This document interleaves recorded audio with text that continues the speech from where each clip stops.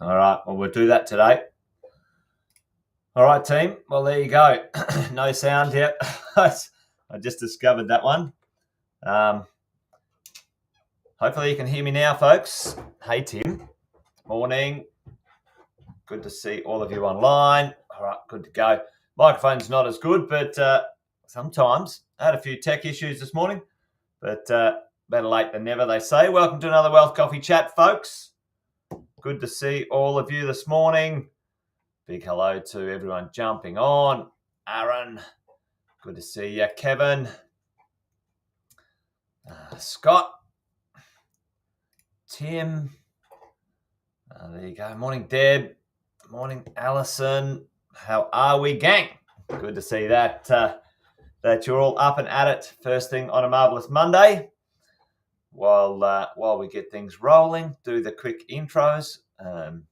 If you didn't already know, most of you know this anyway. Jason Witten's my name. If you're new, say hello. Let us know where you are, what you're up to. Great to have you here. If you are dropping by in one way, shape or form, if you're part of our mentoring and coaching program, you might be finding us somehow through the world of socials. Thank you for joining us. We've been doing this each morning for a little while now. It's called the Wealth Coffee Chat. We get together, you and me, and we talk about the world of property investing and how we as property investors get ourselves up and at it and go the distance when it comes to this thing called property investing. You guys know my couple little sayings around here. This thing's a marathon, not a sprint. It takes time to create and grow and build a property portfolio that's going to work. And we need to understand what it's going to take. Time's the number one. Number two, buy well and do not sell. Buy some good quality properties and leave them alone. Take up some hobbies, for crying out loud. Leave those properties do their thing. They take time. And that time is, for most properties, 15 to 20 years to really do something amazing. Any shorter than that, under 10, you're kidding yourself, unless you are an active development investor. And that's not my cup of tea. I teach people how to buy good properties and keep them for a long time so they can get quietly, simply, pretty easily, to be honest, wealthy, so you can just have a good time. Anyway, thanks for joining. Great to see all of you here this morning. Today, I wanted to talk about something that's going on. There's a lot going on. Actually. There's a lot going on. Underlying, I think we sort of talked about it last week. The headline's all about interest rates and that malarkey, which, to be honest, let's face it, folks, we know where it's going. It is what it is. Nothing you can do about it. The challenge, the opportunity we have as property investors right now is to understand what's going on out there and really make decisions based on the underlying momentum of what's happening in the market, not get distracted by media malarkey. Anyway, there you go. So today I wanted to talk about something like that. And one of the big drivers, many of you know that we talk about sort of drivers in the world of property investing. And just to warm things up, let's have a bit of a chat. Let's talk about this. Let's pop that there. Let's talk about this. What are the big drivers? What are the 6 key drivers? Sam talks about these all the time. What are the 6 key drivers, folks? Tell me in the chat as we warm things up. What are the 6 key drivers when it comes to the world of property and property investing, when it comes to our rents and our values? All right, put them in the chat for me now so we can just kick this this conversation off this morning. What are the 6 key drivers when it comes to our values, capital growth, let's say, and rental growth when it comes to, okay, what will drive things up, what will drive things down when it comes to changes in numbers and things in the world of property investing? Whack those in the chat for me as we roll along. Anyone got any idea? Many of you know this from Sam's stuff, but hey, morning, Julie. Good to see you. You are up in Newcastle, I'm sure, or maybe you're out and about. Anyway, let's have a bit of a look at this. All right, number 1, what are the things that can influence the property market as we go? Yep, lack of supply for sure, Tim. Let's do them in kind of interest rates. All right, the ones that are most flexible, that drive property values or give us or give market momentum issues, positive or negative. Interest rates, okay? That's a really important one. Supply and demand, okay? Supply and demand for sure. Population, okay? Population, or the number of populations. Population, jobs, employment, okay, as we go along. The politics, we talk about this, you know, politicians can influence the marketplace drastically when it comes to our world as investors. Matter of fact, we call them the number 1 menace when it comes to our wealth, folks, okay, as we go along. And where there is infrastructure spending, okay? Now we've seen that these are the big drivers, big massive drivers. Interest rates, when they go up or down, they affect the market. When supply and demand goes up and down, they affect the market. So let's have a look at this. Right now, interest rates are putting downward pressure on values, but what they're doing is they're putting upward pressure on rents. We'll talk about that in a minute. Supply is down, but that is a good thing. Population is booming, jobs are booming, politicians kind of, at the moment, it's kind of neutral, and infrastructure spending is booming. So we've got really some drivers that are really positive right now. The only one that the market or the media is carrying on about is this interest rate malarkey. Hey, listen, that for you and me right now isn't one we need to worry about too much when it comes to the future, because we know where it's going, and you know you've got yourself organized when it comes to this stuff. So let's have a look at what's happening right now in this one. This is the one I wanted to talk about today, folks, is population. Supply and demand. Supply is down drastically, but where is population happening? Put it in the chat for me right now. Which state, this is kind of a leading question anyway, because I already put it in the thing. Which state received the most new population, new people? Anyway, which state got the biggest increase in population over the last 3 years when it came to movements internally in Australia? And it was Queensland. Boom. And it's still going, folks. And this is the thing, right now, everyone goes, oh, maybe California. Well, maybe in the US, California got that thing. Queensland and California probably similar. Beach, sun, surf, fun. as we go along. Queensland has got the number one spot. So let's have a bit of a look at that, folks. What happened? And not only Queensland, got the highest, ladies and gents, boys and girls, kiddies, it got the highest by double. So 100% more. 100% more than 100% more than any of the other states Queensland received when it came to the population. Not there. There. I need to put my glasses on.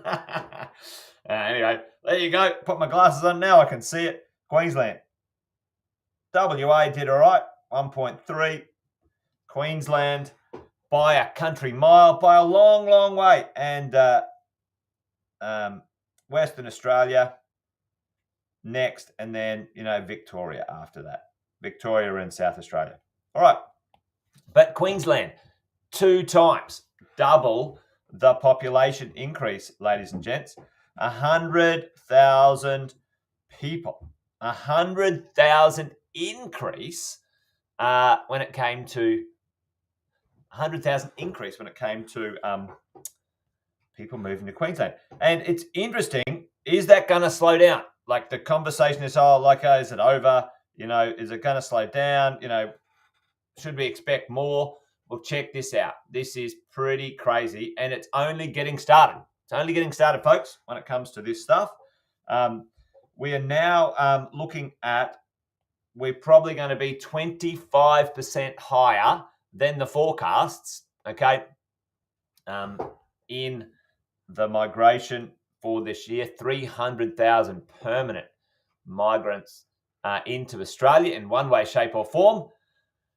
Where are they going to live? This is the question. Not only on top of that, we'll talk about the students in a minute, but where are they going to live? So what I want to take you through right now is this is the question. Put it in the chat for me, and let's talk about this, like where are they going to live? Tell me, where do the new migrants go? And this is something I want you to think about, and this is where at Positive we talk about different locations and different places for investing. And Tim was talking about that in a bit. So demand, location, desirability. So talk to me. A lot of the students are going to go to Melbourne. Melbourne and Sydney are usually the places where most migrants land. A uni, so they'll go to those medium density places if there's enough apartments there. But what happens when people move interstate or into a new place? Where do they go? What do they seek out? They seek out not because they would prefer to live there, but because usually it's the only place that there is to buy and get into the market or new marketplaces, emerging areas, folks. And I want to talk to you about this idea, this concept, when it comes to emerging areas. Inner city is mostly where the students focus, for sure, Tim. So those vacancy rates that were sort of hanging around that were city-based or city-located, that's going to be gone if it's not already. So the city apartment landscape, that is going to get some real rocket fuel when it comes to rental income under its belt. But let's talk about the suburbs when it comes to this stuff and an effect that happens in the suburbs. So what happens, check this out, what happens when, this is sort of South East Queensland, and when 25,000 people move into an area, Ormo or Oxenford, 25,000 people move into an area, what happens to the market value and the rents there? Tell me, what do you think, folks? What happens? Now, this area was and still is one of those emerging areas. It's one of those areas where there's been land releases, development and continuous, momentum when it comes to the value of the land and the dirt and whatever, as we go. So what happens when 25,000 new people move into an area? I mean, it's a self-fulfilling question, to be honest, isn't it? But I want you to notice this stuff, because when right now, what's going to happen as the population grows and people move, these areas, these emerging areas are going to get some significant value growth. And Sam talks about this all the time, this ripple effect, okay? 25,000 people moved into Ormo, Oxenford. And let's have a look at what happened in that area as those people did it. Like, let's have a look at this. And I'm going to turn that one off in here. So this was kind of like, if you have a look at, we talked about this the other day, 10 years of low interest rates kept this area on when it comes to houses. Let's just do that because it keeps it clearer. Houses, like the rent didn't go up, the values didn't go up. Check out this. Along comes this process of people moving in. Let's call it down here. Let's call it 400, 430. And now when you look up the top here, 670. 430 to 670. In under 2 years, the rents went up. How much did the rents go up there, team? Tell me right now. In the chat, the rents went up $220, like $100 a year. $100 a year. And that will happen, and that's going to continue to happen pretty significantly. Were the values affected? Let's have a look at that. Let's have a look at what might go on there. Let's go at the asking sales price as we go. Whoa, well, there you go. Look at this. 2020, October 2020, 500, 8. Look, do the math on that one, team. Do the math on that one. Not only was there COVID madness going on, but that area, which wasn't established, it was a new emerging area. Population moved there, and the values went from 500 to 800. Mind blowing, and folks, the rents went from 430 to 680, like that. Crazy big times, all right? Big time crazy. So, for us as investors, what does that mean when it comes to, how we invest in the future as we go along?